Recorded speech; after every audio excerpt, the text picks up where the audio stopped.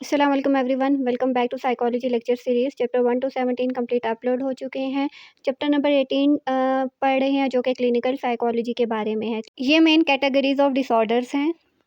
First पे हमारे पास न्यूरो डेवलपमेंटल डिसऑर्डर्स हैं, then schizophrenia, bipolar, depression, anxiety, OCD, trauma, dissociative disorder, somatic symptom disorder, feeding and eating disorders, then elimination disorder, sleep wake disorder, sexual dysfunctions, gender dysphoria, disruptive impulse control and conduct disorder, substance related and addictive disorders, neurocognitive disorders, personality disorders, paraphilic disorders, other mental disorders and additional codes, medication induced movement disorders, then last में other conditions that may be focus of clinical attention।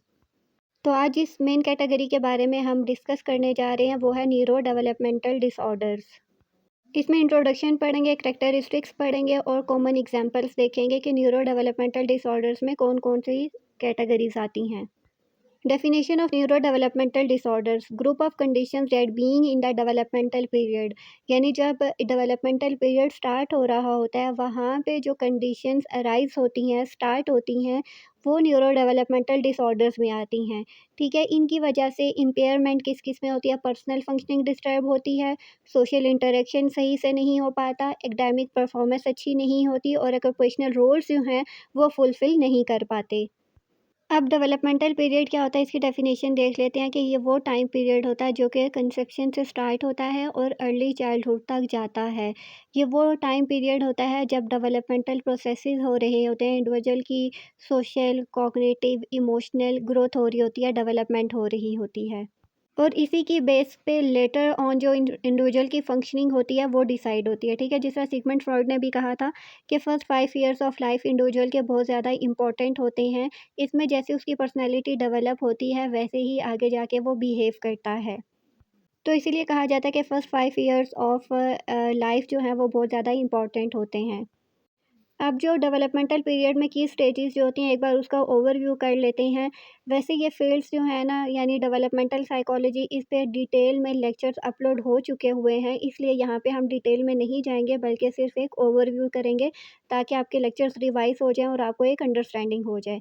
तो first stage हमारे पास prenatal stage है, जो कि conception से लेके birth तक होती है। इसमें 4 स्टेजेस आती हैं। फर्स्ट पे फर्टिलाइजेशन स्टेज है, सेकंड पे ज़ाइगोटिक stage, third embryonic stage and last पे फीटल स्टेज है। ठीक है, तो फर्टिलाइजेशन स्टेज वो होती है कि जब एक बेबी बनना स्टार्ट होता है, और लास्ट पे फीटल स्टेज वो होती है जब वो उसकी ब्रेन डेवलपमेंट हो चुकी होती है, मैच्योर हो चुका होता है, और ये 9th वीक से लेके बर्थ तक का टाइम पीरियड होता है। ठीक है, तो बेबी बनने से लेके बेबी की बर्थ तक का जितना भी पीरियड होता है उसको प्रीनेटल स्टेज कहा जाता है। सेकंड पे इन्फेंसी स्टेज आती है, जो बर्थ से लेके 2 ईयर्स तक रहती है। ठीक है, थर्ड पे अर्ली चाइल्डहुड आता है जो कि 2 से 6 ईयर्स तक होता है। देन मिडल चाइल्डहुड आता है जो कि 6 से 12 ईयर्स तक रहता है। देन एडोलेसेंस आता है जो 12 से 18 ईयर्स तक होता है।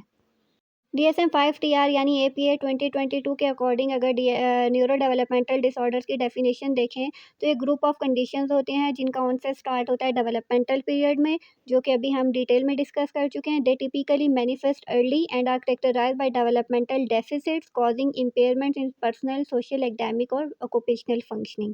ठीक है, तो इस तरह से करके आपने इसको जब पैराग्राफ में लिखना है तो साथ में रेफरेंस भी लिख देना है। देन की फीचर्स अगर बात करें तो अर्ली ऑनसेट क्या, यूजुअली बिफोर स्कूल एज, यानी स्कूल की एज स्टार्ट होने से पहले पहले ये डिसऑर्डर्स जो हैं या प्रॉब्लम्स जो हैं, सिम्टम्स जो हैं वो बच्चे में शो होना शुरू हो जाते हैं। ये ब्रेन एंड नर्वस सिस्टम की डेवलपमेंट को अफेक्ट करते हैं, इसी वजह से ये डिसऑर्डर्स कॉज होते हैं। Often long time but symptoms में चेंज ओवर टाइम। ठीक है, लॉन्ग पीरियड ऑफ टाइम के लिए होते हैं लेकिन टाइम के साथ साथ सिम्टम्स जो हैं वो चेंज भी होते रहते हैं। कैन को अकर विद अदर डिसऑर्डर्स, यानी दूसरे डिसऑर्डर्स के साथ भी ये अकर हो सकते हैं। For example intellectual disability, autism spectrum disorder, attention deficit, hyper activity disorder. ठीक है, ये कुछ एग्जांपल्स मैंने ऐड किए हैं। अब अभी हमने पढ़ा था कि ये को अकर भी हो सकते हैं, मींस कि अगर एक बच्चे को ऑटिज़म स्पेक्ट्रम डिसऑर्डर है तो हो सकता है उसके साथ में अटेंशन डेफिसिट, हाइपर एक्टिविटी के भी डिसऑर्डर्स या सिम्टम्स हों।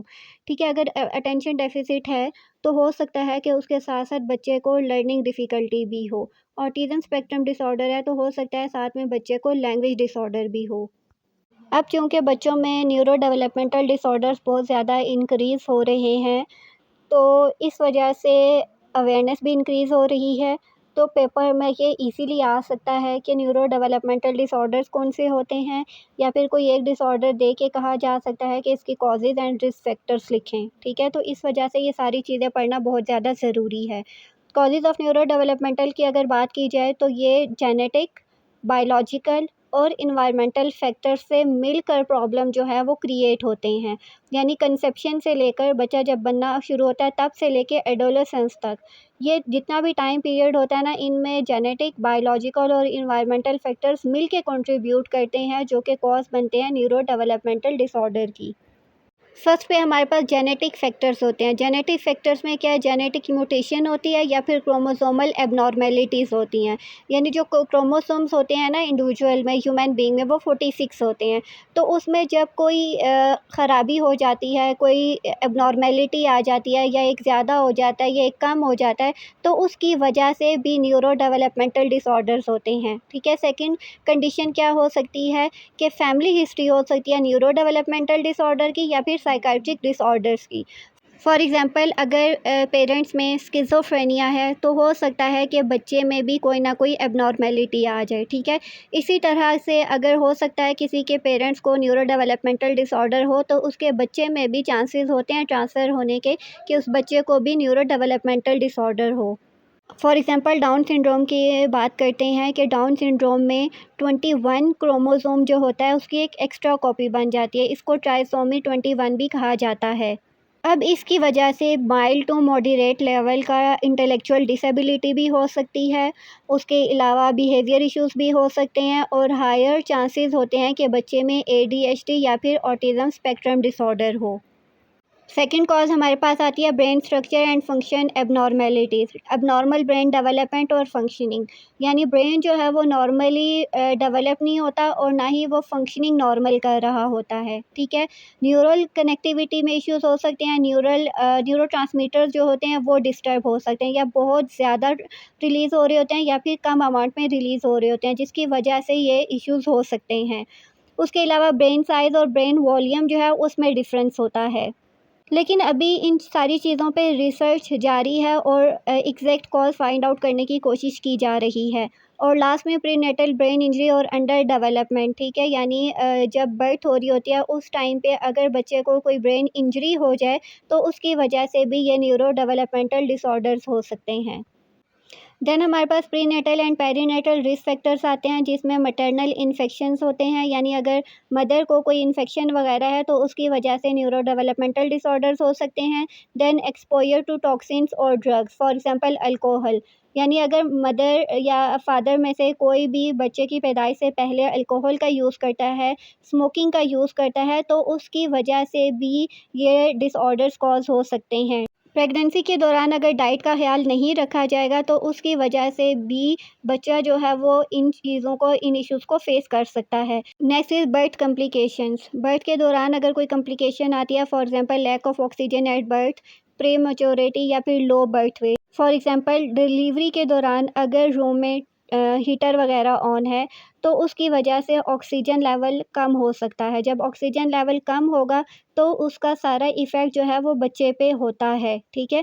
तो इस वजह से हमें इन छोटी-छोटी चीज़ों का ख़्याल रखना चाहिए। Then environmental and psychosocial factors आ सकते हैं, एक्सपोजर टू लीड, मरकरी और अदर एनवायरमेंटल टॉक्सिन्स। यानी एनवायरनमेंट में अगर कोई भी पॉइज़नस चीज़ है तो वो बच्चे को इफ़ेक्ट करती है। निग्लेक्ट, एब्यूज़ और अर्ली डेप्रिवेशन, ठीक है। अगर बच्चे को निग्लेक्ट किया जा रहा है, उसकी नीड्स को पूरा नहीं किया जा रहा, उससे अच्छे से बिहेव नहीं किया जा रहा, तो उसकी वजह से बच्चा बहुत ज़्यादा इफ़ेक्ट होगा।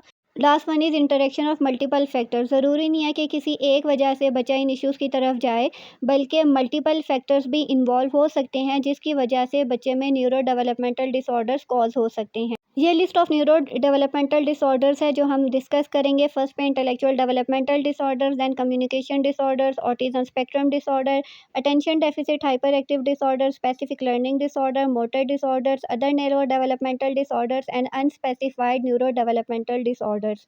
तो नेक्स्ट लेक्चर में हम न्यूरो डेवलपमेंटल डिसऑर्डर का फर्स्ट डिसऑर्डर यानी इंटेलेक्चुअल डेवलपमेंटल डिसऑर्डर्स या फिर इंटेलेक्चुअल डिसेबिलिटी के बारे में डिटेल में बात करेंगे। ये जो सारा डाटा लिया गया है ये DSM-5 TR यानी टेक्स्ट रिवीजन से लिया गया है। तो अभी आपका कोई सवाल हो आप कमेंट्स में पूछ सकते हैं। लाइक शेयर एंड सब्सक्राइब करना ना भूलिएगा। See in the next video. Till then take care. अल्लाह हाफ़िज़।